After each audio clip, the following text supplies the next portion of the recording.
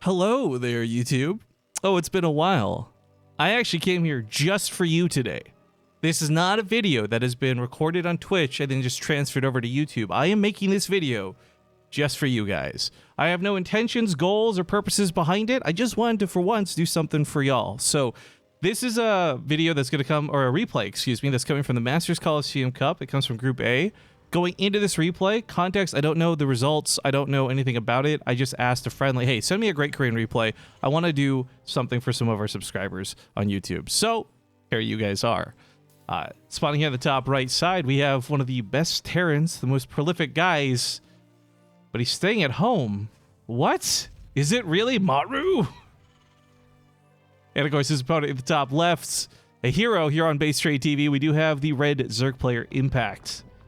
You guys are fans of BaseTradeTV. You've seen Impact play in a lot of our events over the years. Great player, very good. At his peak, he was taking on players like Innovation and many others. I know that he has it in him to take on Maru, but that is a tall order to task with. As Maru is quite, as I said earlier, prolific. He's very good. He's very talented. He's very Terran. But the thing is, he's very much staying at home, so this already feels a little strange.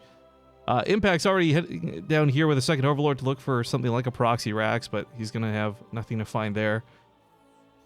Already an interesting start, I gotta say. Anyways, as far as this goes, I'm not quite sure the way this plays out. I actually haven't seen much Maru without like big events like GSL and such going on. I know he's been active in a couple of tournaments like Masters Coliseum, but I personally haven't seen a single Maru game. So you guys are joining me for like my fresh take on Maru circa 2019, but also just post-patch. I'm not sure which path he's following right now. A lot of Terran players are doing one of two things. Either sticking to the old school, and we're seeing some European players make Hellions and Banshees look good as they ever did. We're seeing a lot of players, though, convert over to the wisdom of battlecruisers. Now, I say wisdom because I couldn't think of a better word, but the strength, the wisdom, the grace, the intellect, the agility, whatever you want to phrase it as, battlecruisers are kind of in right now. They're kind of hot. And there's a couple of different ways they tend to open with, and I don't want to get too much into it in case Maru doesn't do that this game, but we are looking at a reactor next to a factory, so maybe it'll just be Hellions. But I bring up the battlecruiser point because, A, it's what a lot of Terrans are doing, but B, because a lot of Terrans are doing this, Zergs are building a little bit more blindly towards them. Now, I'm not sure if Impact will do this or not. There's a couple of different trains of thoughts. If you assume your opponent's going to go for battlecruisers, typically you throw down a couple extra spore crawlers and definitely pump out 5 or more queens. The battlecruiser itself doesn't have to be a game ender, but if it does come into play, it does do a lot of damage. So we'll get back to that if it ends up being the case. For now, we see 2 Hellions coming out and an expansion finishing up here from Maru. Pretty nicely timed, I gotta say. As far as Impact goes, no quick third. There is a gold on this map. Some players have been a little tempted to take. Players like Bly and others just gunning straight for it. No reservation. But, well, a couple of links pick off one of the SCVs, I believe. Yep. Not a lot that's happening for Impact. In fact, he's taking his third, looks like, on his pocket base, which isn't, it's not better or worse than a gold. It's just what he's choosing to do here. But, oh, loady, speak of the devil, we do have a fusion core actually coming into play. Now, I want to be like, oh, it could be Liberators for Liberator range, but not with these air blockers. No heckin' way. So it's probably going to be battlecruisers, and this is where I get to gush a little bit because I've been a big fan of battlecruisers for a very long time, as many of you know, and I love that this is becoming something viable, but also viable in pro play. Now, there's a couple of different trains of thoughts, as I had mentioned earlier, and that really is how many battlecruisers do you invest into? Some players are comfortable with doing just one and hiding his or their main opening behind it. A great example of this was during Home Story Cup. Marine Lord would open with a single battlecruiser and then transition into pure bio and play the game out normally behind that. And the battlecruiser was just like the sickest distraction. It forced his opponent to stay at home, so he couldn't be aggressive. He couldn't shut down thirds. It worked out really well. The best defense is a good offense, right? All that good stuff. But then there's the other camp where you go for 2 or 3 and sometimes even more battlecruisers than that. And that's a big investment because these big behemoth of a capital ship, it's 400 minerals, 300 gas. Yes, it's powerful. Yes, it's got a teleport, but boy, is it expensive. So I'm really curious how Maru will end up playing this game out. And more to the point, which direction he takes it, heavy investment or light investment.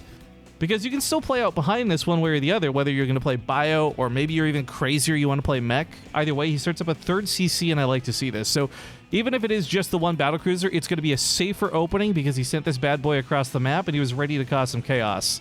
Now, I mentioned a distraction, revisiting on this really quick. That battlecruiser is probably, if not flying over, going to teleport in, So yeah, all the queens, look at me. All the queens, come here, defend yourself. And as they all flood up to the main base, Hellions will run into the natural and ideally kill a lot of drones. But Impact won't be in too much trouble. At the moment, he's actually got a couple of roaches coming out. He's got several Zerglings that were spaced out up here. I think if he catches the Hellions, he can shut down Maru's attack. But the problem is, it's not the Hellions as well. It is also that battlecruiser. And where is that bad boy? Just teleported main base. Oh, some weird lag. This is a replay. I'm not sure why there was a big stutter just now. That's a little awkward. Hopefully it doesn't ruin the video. I guess I'll find out when I go back to upload this to YouTube. So if you hear me contemplating this, then you know I finished the broadcast and ended up uploading it to YouTube. Anyways, as the battlecruiser gets to the main base, it does deny a lot of mining. It drives about 3 drones to death. He's going to Yamato cannon down one of the queens, blast her away. See you later. Meanwhile, the Hellions didn't actually end up running through to the natural. It looks like Impact chose to push, and in doing so has forced Maru back home to defend, funny enough. But this one battlecruiser's done a great job of cleaning up those queens. That Yamato is huge, and with only one queen standing, Impact does not have much, or really any, reliable anti-air left at this point. He had more than enough queens. I think this was just handled a little awkwardly. Add in like 1 or 2 spore crawlers, and I think this is an easy hold, but unfortunately, this battlecruiser just ran buck wild, and well, it's getting a little low. I don't think it's going to die to this queen. Maybe the next one? Either way, he's got to start thinking about getting it out of there because it does not, at this current moment in time, have a teleport available. He also took some losses, too. Those roaches right up against the door, they're not breaking the depot, but they're picking off some of these SCVs. Well, they do break the depot now. Now that's where that battlecruiser's got to really think about coming home and maybe defend. He's got to teleport for it. Yep. All right, he warps into the front line. Now the battlecruiser's almost done production, so he did choose to invest in more than just one. But ultimately, despite the fact that this was a battlecruiser and every Zerg player out there who's watching this is rolling their eyes, been like, what a nice unit, Maru ultimately ended up losing more for this. 9 SCVs died compared to the 5 drones. But then the cost of this for Impact goes outside of just the economy, right? And it is something where you've got queens that went down with this too. You had roaches that were invested on the other side of the map. So the resources lost still favors Maru, all things considered, but it did disrupt his income. He had a nice lead going into that attack with a battlecruiser. Then, whoop, had to spend all that time repairing and not mining and dying. I thought these were 2 bunkers for a moment, but these are 2 armories. I'm like, these are awfully awkward bunkers to place down. Why not put them in the wall? But it's double armory. He's going for mech behind this. Magfield Accelerator also coming out. A really cool option. I'll talk about why if we see Corruptors come into play, but for now it is just a Spire. Still, though, he'll need ground units and ground forces of some variety. It looks like he'll be sticking with roaches for the time being. Takes his 4th base. Impact not missing a beat. 70 drones almost. Got a fantastic income. You know, he may have lost out some here in the early game, but he's making up for that now with that follow-up. Maru, however, not too far behind, has just taken his 3rd base. Saturates this bad boy. It's got a couple mules mining off of it. We're going to see his income start recovering. But that battlecruiser from earlier got repaired up and meeting up with his 2nd new friend. This is a big threat, bigger than before, twice as bad, or twice as nice, depending on which point of view you're looking at this from. Yamato's going to shoot, but you know what? There's no transfuses to deny, so it's just some free kills on those queens. Impact needs spore crawlers with this. There are corruptors coming up behind this. I'll highlight that in a moment, but for now, how much are these battlecruisers going to get away with? Impact's spending so much time running away and not fighting, he doesn't actually get to do much damage, and in fact, just in essence gives away the queens. I don't like this. But he says, you know what, I've got 9 Corruptors coming out. This is a short-term loss. It will eventually deal with this because Corruptors are bloody good at dealing with battlecruisers, and let's not forget, Yamato Cannon was just used, so he can't nuke down a Corruptor that easily. But the problem for these Corruptors comes in those Cyclones, which have been building up a little bit behind this. He's got about 4 right now. But Magfield Accelerator is an upgrade that makes a Cyclone do 800 damage over like 14 seconds to armored units. And unfortunately, Corruptors fall into the category of armored units. So, gets the Yamato, he'll teleport out. I think he lost one of the battlecruisers. No, he actually got all 3 out alive. Very nicely handled, Maru. Although, I guess that's what you would expect from the champ. This guy is pretty good at StarCraft. His 4th base also coming down, but this is unfortunate for Impact in a lot of ways. Roaches are going to have a hard time fighting, period. Whether it's against the Cyclones or against the battlecruisers. And the Corruptors will not be able to deal with the BCs as they want. They're just going to get locked on and melted and watch these die in like 3-5 shots. Oh, God. That's bad. That's really bad. This map is pretty Terran biased, but usually that has a lot to do with like siege tanks and chokes and high ground, but none of that's really coming into play. Maru's style that he's chosen to play in this game, another weird... Oh, hiccup. I'm going to... StarCraft, are you broken? What is going on here? All right, pausing and unpausing it worked. I'm not sure what's going on. I'm sorry. I'm sorry, dear YouTube folks. trying to do something nice and make an exclusive video just for you, and it's got all these weird stutters as if I was on the Korean server. Anyways, we're gonna call this the penis formation as the battlecruisers start flying out fully erect and ready to fight. He's got a lot of Cyclone support and Hellions underneath this.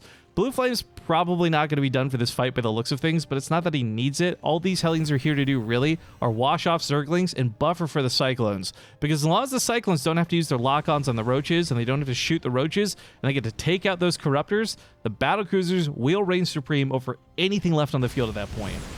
In fact, he's being very active with his mobile mech army. It's fast. You know, this isn't like your standard mech army of tanks and Thors. Grabs a couple of lock-ons, even just a couple of shots, take the Corruptors down to half. Hellions keep a nice vanguard up here for the Cyclones, and let's not forget about those battlecruisers. Infestors are coming into play. It's kind of interesting. He's going to have Neural Parasite maybe at some point. For now, it's just Pathogen Glands. The weird hiccup there. I'm sorry, guys. I'm just gonna keep going with it. If this gets really bad, well, I'm sorry. But 19 kills, 10 kills, another, what is it, 0? Okay, it's fresh battlecruisers. But a lot of kills on these battlecruisers so far. Here comes the fight, and it should be a big one. Anti-armor blankets the entire Zerg army. No way. Everything here's going to take so much damage. -3 armor to every unit. That's a slight hue of orange.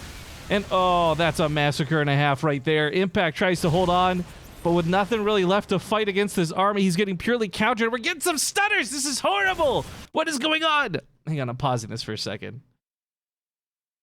Yo, I paused it mid like soccer kick from the fungal growth, by the way, which is kind of cool. But the battlecruisers are just melting the Roaches.